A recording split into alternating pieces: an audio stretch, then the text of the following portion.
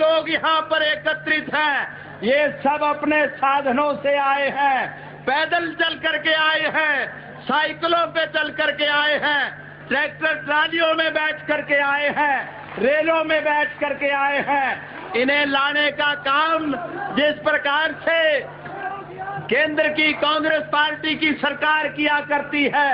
इस प्रकार का काम नहीं। और ये मेरे कहने की जरूरत नहीं, मैं दावे के साथ एक बात कहने जा रहा हूँ, ये विश्व की विशालतम रैली है। मैं आदरणीय चौधरी देवीलाल जी के और आपके मध्य में हाजिर रह करके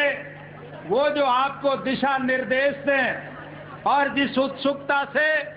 लगातार 5 घंटे तक इस कड़कती हुई धूप में आप बैठे हुए हो, मैं बाधक बनना पसंद नहीं करूंगा, मैं भाषण नहीं देना चाहूंगा, बल्कि मैं सर्वप्रथम आदरणीय चौधरी देवीलाल जी का इस बात के लिए धन्यवाद करूंगा कि आखिरकार विपक्ष के सभी लोगों के उस आग्रह को उन्होंने मान करके आज के इस पवित्र दिवस को संघर्ष दिवस के रूप में मनाने के लिए उन्होंने हामी भरी। मैं उनका बहुत बहुत धन्यवाद करूंगा। मैं इसके बाद मंच पर विराजमान इन सभी राष्ट्र के महान नेताओं का जो उज्जवल भारत भविष्य की कामना करते हुए देश को एक दिशा देने जा रहे हैं, और मैं दावे के साथ एक बात कहने जा रहा हूं, वो दिन दूर नहीं जब भारत की मौजूदा राजनीति में परिवर्तन आएगा। आज जो लोग मंच पर विराजमान हैं वो कल सत्ता पर बन करके बैठेंगे, और जो लोग आज सत्ता में बैठे हुए हैं और जो इस देश के मेहनतकश लोगों की खून पसीने की कमाई पर डाका डाल करके इस देश की संपत्ति को विदेशी बैंकों में जो जमा करा रहे हैं, उन आर्थिक अपराधियों को जेल के सींगचों के पीछे भी बंद होना पड़ेगा। मैं आभार व्यक्त करता हूं इन महान नेताओं का जिन्होंने अपना बहुमूल्य समय खर्च करके यहां पर आकर के आप सब लोगों का हौसला बढ़ाया।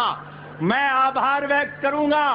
इस समागम के उन सभी आयोजकों का, श्री मुलायम सिंह जी का और दूसरे कार्यकर्ताओं का, जिन्होंने लगातार परिश्रम करके भारतवर्ष का सही नक्शा हिंदुस्तान की बोट क्लब पर एकत्रित करके आज केरला से, तमिलनाडु से, मध्य प्रदेश से, उड़ीसा से, राजस्थान, बिहार, उत्तर प्रदेश, सभी प्रदेश के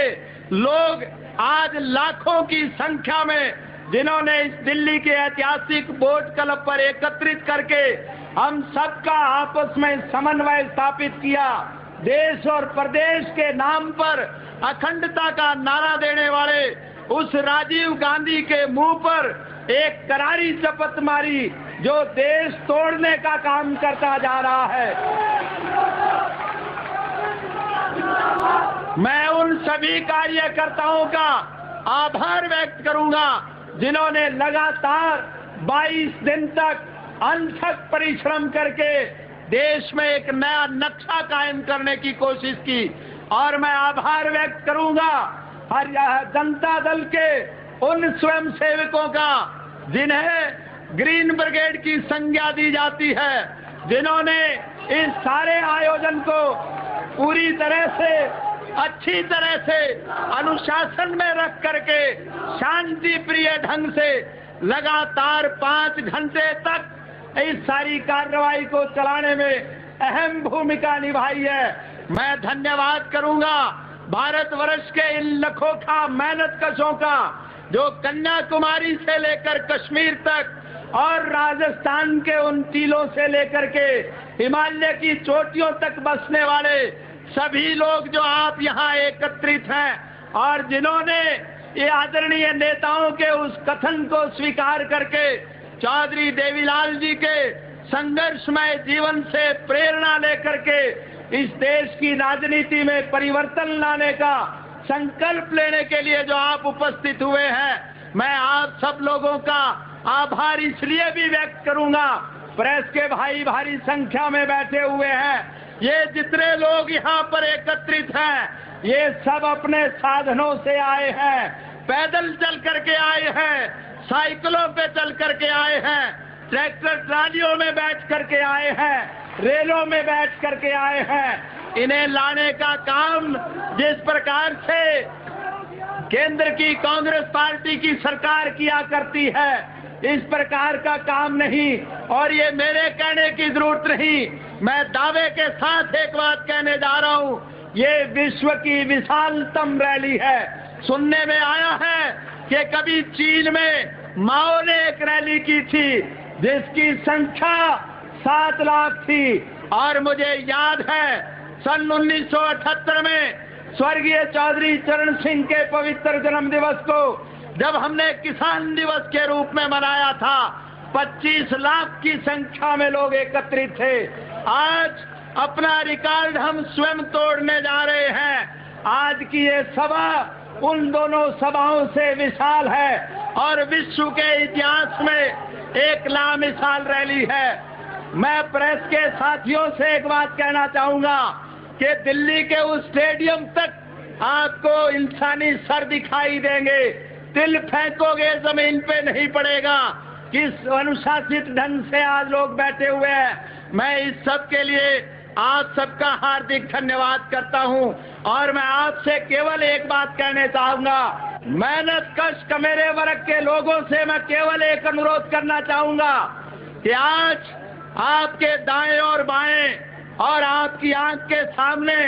ये जो बड़े बड़े महल बने हुए हैं, इन महलों में बैठने वाले लोग हमारी किस्मत का फैसला करते हैं, लेकिन जो लोग इन महलों में बैठते हैं वो हमारे हमदर्द नहीं है, जिन्हें हमारी समस्याओं का ज्ञान नहीं है। और यही एक कारण है किसान के गन्ने के दाम नहीं बढ़े, मजदूर की मजदूरी नहीं बढ़ी, लेकिन चीनी आसमान को छूती जा रही है। किसान के नरमे कपास के दाम नहीं बढ़े, तेलों के बीजों के दाम नहीं बढ़े, तेल के दाम बढ़ते जा रहे हैं, घी के दाम बढ़ते जा रहे हैं, कपड़े के दाम बढ़ते जा रहे हैं। मजदूर की मजदूरी नहीं बढ़ी, सीमेंट के दाम बढ़ रहे हैं, इंजन के दाम बढ़ रहे हैं, ट्रैक्टर के दाम बढ़ रहे हैं, मोटरसाइकिल स्कूटर के दाम बढ़ रहे हैं, खाद के दाम बढ़ रहे हैं, कीड़े मार दवाओं के दाम बढ़ रहे हैं। जरूरियात जिंदगी की उन सब चीजों के दाम बढ़ते जा रहे हैं जो मशीनों से पैदा होती है, और हर उस चीज के दाम कम होते जा रहे हैं जो हम अपना पसीना बहा करके धरती माँ का सीना चीर करके पैदा करते हैं। इसलिए मैं किसान साथियों से एक अनुरोध करना चाहूंगा, आज की कांग्रेस सरकार का मुखिया राजीव गांधी हर स्तर पर फेल हो चुका है, चाहे वो आर्थिक मामला है, चाहे वो सामाजिक मामला है, चाहे वो राजनीतिक मामला है, चाहे वो देश का आर्थिक मामला है, आंतरिक मामला है, और चाहे वो विदेशी नीति है। मैं धन्यवाद करूंगा